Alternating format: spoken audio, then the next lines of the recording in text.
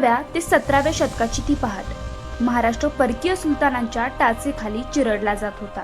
आया बहिणींची आबरू लुटली जात होती व त्यांचे कुंकू देखील पुसलं जात होतं.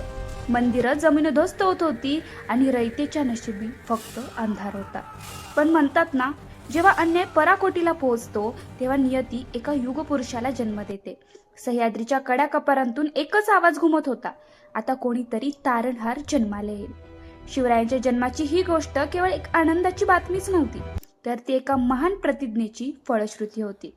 शिवजन्माच्या काही काळाआधी निजामशहाने जिजाऊ आऊसाहेबांचे वडील लखुजीराव जाधव आणि त्यांच्या भावंडांची भर दरबारात विश्वासघाताने हत्या केली होती. आपल्या पित्याचा झालेला हा अपमान आणि रयतेवर होणारा अन्याय पाहून जिजाऊंनी एक भीष्म प्रतिज्ञा केली. आता आपल्याला दुसऱ्याची चाकरी नाही तर स्वतःचं स्वराज्य हवं. आणि त्याच विचाराने शिवबांचे संस्कार त्यांच्या गर्भातच सुरू झालेले होते.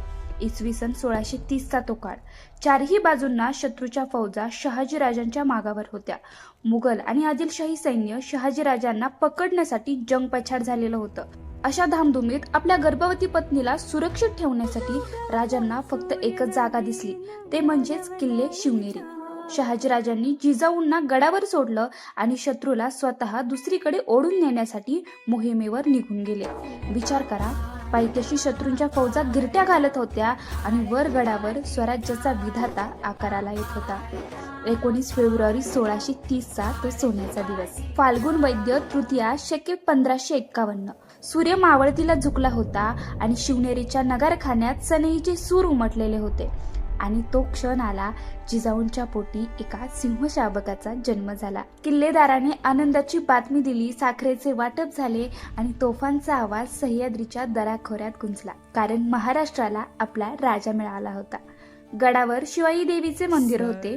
जिजाऊंनी देवीला नवस केला होता की स्वराज्यासाठी समर्थ पुत्र दे. त्या देवीच्या नावावरूनच बाळाचे नाव ठेवण्यात आले शिवाजी. हे तेच नाव होते जे पुढे जाऊन औरंगजेबाच्या झोपा उडवणार होते आणि हिंदवी स्वराज्याचे तोरण बांधणार होते. शिवरायांच्या पाळण्याला केवळ दोरीनेच नाही तर पराक्रमांच्या गोष्टींनी हलवलं गेलं. जिजाऊंनी त्यांना रामायण महाभारतातील शौर्यकथा सांगितल्या. हातामध्ये लाकडी तलवार देऊन स्वराज्याचं स्वप्न डोळ्यात पेरलं. शिवनेरीच्या मातीत खेळताना शिवबांनी केवळ किल्लेच पाहिले नाहीत, तर रयतेचं दुःख कसं दूर करायचं हेही शिकले.